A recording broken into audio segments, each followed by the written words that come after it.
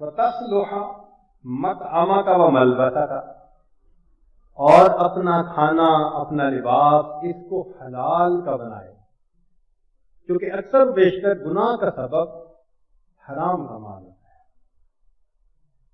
امام احمد بن حنبل رحمۃ اللہ علیہ فرماتے تھے کہ ہمیں مال کے مخرج سے مال کے مدخل کا اندازہ ہو جاتا ہے۔ یہ فرماتے تھے مال کے خرچ ہونے سے مال کی آمد کا اندازہ ہو جاتا ہے۔ تو کسی نے کہا کہ حضرت کیسے؟ فرمانے لگے بھائی تیرے پاس کچھ پیسے ہیں؟ جی ہیں۔ فرمایا لے جاؤ اور شہر میں جو تمہیں سب سے زیادہ مستحق نظر آئے اس کو دو، مگر ذرا پیچھے پیچھے رہنا، دیکھنا وہ خرچ کہاں کرتا ہے۔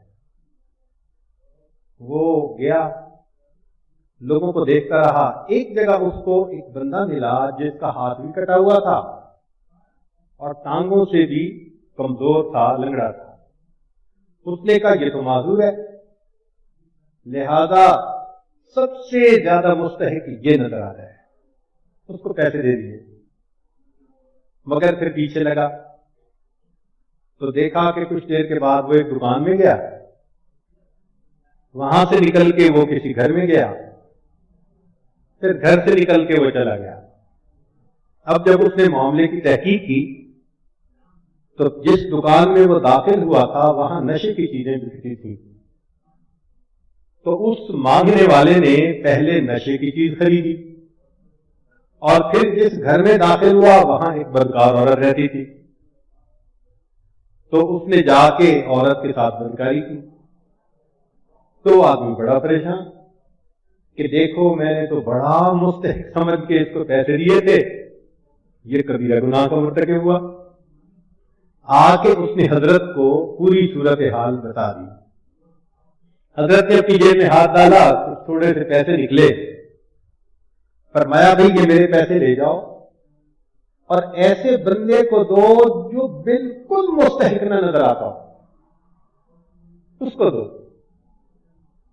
مگر تحقیق کرنا وہ خرچ کہاں کرتا ہے۔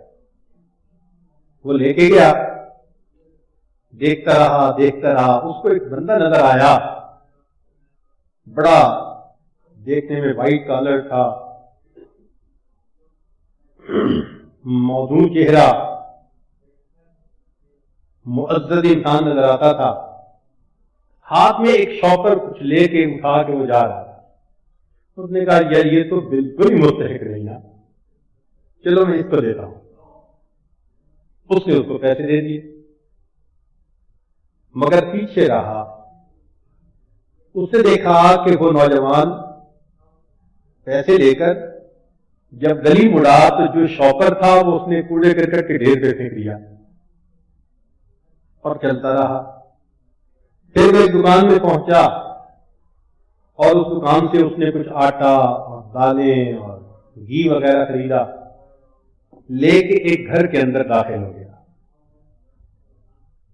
اس نے تحقیق کی، دروازہ کھٹکھٹایا کہ جی مجھے بتائیں کہ آپ نے ان پیسوں کو خرچ کہاں کیا۔ اس نے کہا ہے تو یہ راز، کیونکہ تم نے پوچھا ہے تو اس لیے بتاتا ہوں کہ میں سادات میں سے ہوں۔ میرے گھر کے اندر 10-12 خواتین ہیں، میں اکیلا مرد ہوں، محرم مرد ہوں اکیلا، باقی بیٹیاں یا بیویاں یا ماں یا ساس، باقی سب عورتیں ہیں جو مجھ پر ڈیپینڈنٹ ہیں۔ مجھے ایک ہفتے سے بخار چل رہا تھا اور میں اپنی مزدوری کے لیے کہیں نہ جا سکا، تو میرے گھر میں آج چوتھا دن فاقے کا تھا، تو عورتوں کو نماز پڑھنی مشکل ہو رہی تھی بھوک کی وجہ سے۔ میں کسی کے سامنے سوال کر نہیں سکتا تھا۔ میں اللہ توکل باہر نکلا تو مجھے ایک جگہ مردہ بکری ملی، تو میں نے سوچا کہ جب 4 دن کا فاقہ ہو جائے تو پھر تو حرام کھانا بھی جائز ہو جاتا ہے، تو میں نے اس کا کچھ گوشت کاٹا کہ لا کے عورتوں کو دیتا ہوں، اور وہ میں نے تھیلے میں ڈال لیا.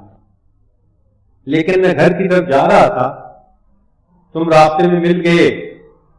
اب جب آپ نے مجھے پیسے دیے تو وہ گوشت میرے لیے حرام ہو چکا تھا. میں نے اس کو دوبارہ کوڑا کرکٹ کے ڈھیر پہ پھینک دیا. دکان پہ گیا اور وہاں سے جا کے میں نے آٹا, گھی اور یہ چیزیں خریدی اور گھر آ کر دی. تمہارے پیسے سے سادات گھرانے کے 5 دن کے بھوکے لوگوں نے آج افطاری کی ہے. تو امام احمد بن حنبل رحمۃ اللہ علیہ نے فرمایا, دیکھو جیسا پیسہ ہوتا ہے ویسے کاموں پہ لگتا ہے. جو مشتبہ مال ہوگا وہ حرام کاموں پہ لگے گا, جو حلال ہوگا وہ نیک کاموں پر لگے گا.